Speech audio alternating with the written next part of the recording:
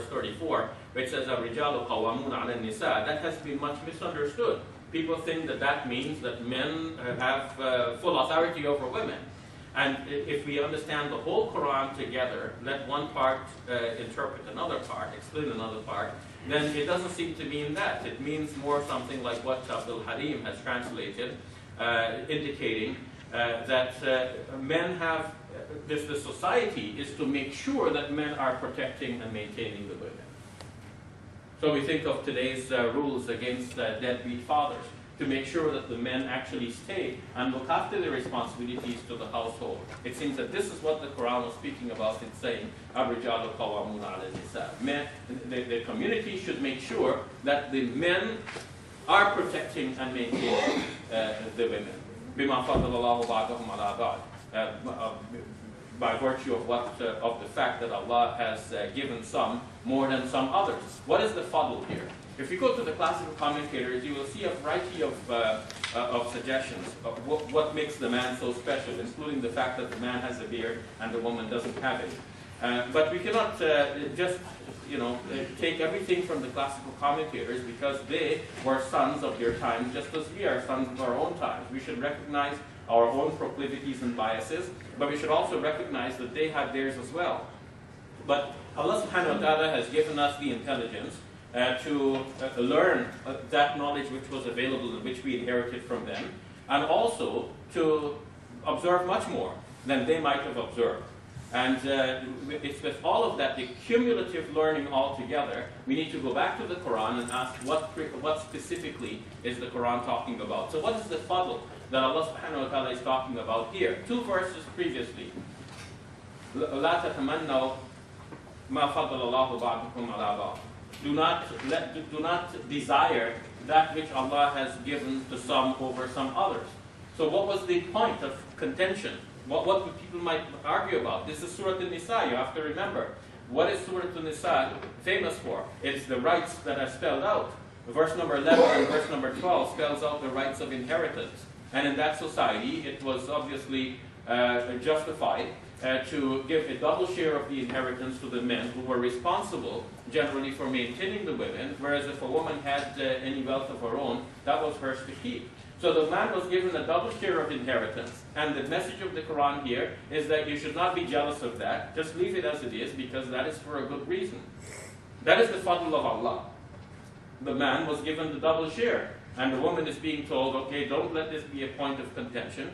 And then 2 verses later, let the man maintain the woman out of this extra fadl, this bounty that Allah has given him. It's not that he has a beard and the woman has none. It's because he's been given some extra money, and now that's not for him to keep. It is for him now to use in maintaining his children and his women folk.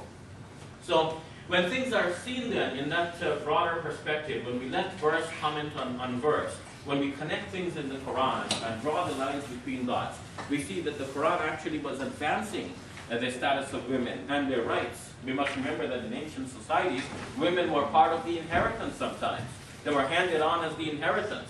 In the Bible, for example, people might be surprised to learn that there is, for example, the Levitical marriage, levirate marriage, which basically stipulated that if a man marries a woman and he dies before having a child, his brother takes the wife so that she can have a child with the brother for the dead one. So the child will belong really to the dead one. Okay? So, and then, if that brother too dies without fathering a child with her, then she can go on and on until you can have a situation which is described in the scriptures that there have been 7 brothers altogether. So in a way, she is locked in this situation. Whereas, of course, the Islamic tradition frees the women from some of the ancient prescriptions and rights.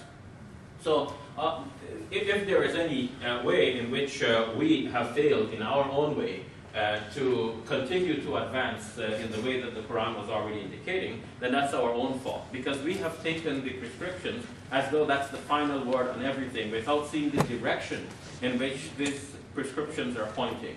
Because sometimes you're working with a situation, you cannot change the entire situation, but you work with it and you improve it the best you can.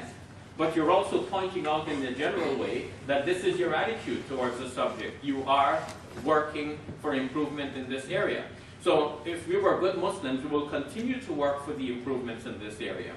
But we haven't. We just have taken things the way they are, and sometimes we have given more prescriptions in such a way that we have turned back the clock on the Quranic progress, either by giving religious rulings or by readopting some cultural practices which Islam actually were against. So the advances that the Quran was making, we have actually stifled in our own way. So in sum, I hope that I have covered all of the points that you have indicated to me, but let me go back to that page and see if there's anything that I've missed, and I'll try to do that quickly before taking your questions. So oppression of women we dealt with, apostasy I didn't deal with, 9/11 is connected with jihad and the whole thing about violence, we did that thoroughly. Polygamy I didn't have a chance to get into. Borrow from Christianity, yes, we did that. Spread by the sword, okay, that's connected with jihad. Let's leave that for the time being. Let me talk very quickly about apostasy, because that can be quite quick. And traditionally, in all of the four schools of Islamic thought, as described by Muhammad Ally in his book on crime and punishments in the Islamic faith, it was generally accepted that the apostate would be killed. But Al-Awa, in analyzing the ahadith that deal with this, has raised some interesting questions regarding it. First of all, there is no verse of the Quran that says that the apostate should be killed. On the other hand, the Quran seems to indicate that there were apostates in the time of the Prophet Muhammad, peace be upon him, right in Medina. And in that, if he was killing apostates, how would they survive? What do you think, for example, of the verse from Surah Al-Imran, which says that some people are saying to each other, آمنوا بالذي أنزل إليه وجه النهار واكفروا آخره لعلهم يرجعون. Some are saying to each other, okay, believe, like pretend to believe in the Islamic message in the early part of the day, and then by the end of the day, just renege from it, so that the others will be put into doubt, so that they too will renege from the faith. So if people were applying this sort of strategy right in Medina, where the Prophet Muhammad, peace be upon him, lives, and where he's the virtual leader, and he has power to execute anyone according to the known rules of his time, how would they practice this strategy if he was killing people for apostasy? Obviously he wasn't. Obviously this is something that developed later, and people attribute it back to the Prophet, peace be upon him. The attributions themselves, which say that you should kill the person who reneges from his religion, actually should be understood as complete narratives, not only in part. Because it says, man, but whoever returns from his faith and he changes his community. It's not only that he leaves the faith, but he also leaves the community. What would be the problem then if somebody left the community? The army of the Muslims in the time of the Prophet, peace be upon him, was an ad hoc army, and probably it was the same on the other side as well. Now think of the present day situation where you have specified army personnel. What happens if one of your army personnel is seen having close relations with people on the other side?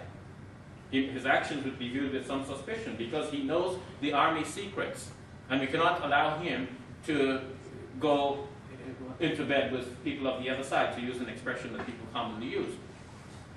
In the time of the Prophet, peace be upon him, every able-bodied Muslim man was a potential army person. He might be called into battle, he may volunteer himself for battle, he would know the military secrets, he knows the Prophet's strategies, his movements, his weaknesses, at least the weaknesses of the army. So if he not only changes his religion, but he abandons the community, that means he's departing with such sensitive information. He should not be allowed to depart. That may continue to be a source of danger for the Muslims. So that seems to be the real point about this sort of prescription, which came to be taken as a general rule and preserved in the classical textbooks as though this is a religious ruling that the apostate should be killed. Otherwise, the Quran is quite clear. Allah reveals the truth, and He does not compel anyone to accept the truth. La ikraha fi din, Surah 2, verse 256. The following verse, it says that the truth has been distinguished from the falsehood. So there's no need, really, to force anyone to become a Muslim or to stay a Muslim, because